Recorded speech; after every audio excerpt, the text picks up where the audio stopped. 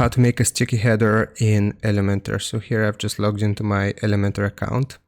We want to hover over our website and then we'll click on Edit with Elementor. Now, once we have this open, the editor open, we'll simply find our header here. And once we have our header, we'll click on the 6 dots to edit the container. Now, once we have the edit container option open, we'll go to advanced and we have to scroll down until we're able to see motion effects. If we click on motion effects, you will be able to see sticky here. And what we have to do is we have to click on this drop down menu. And since we're going to be making a header sticky, we'll put it at the top. Now we can choose whether we want this header to be sticky on all platforms. That means desktop, tablet, or mobile.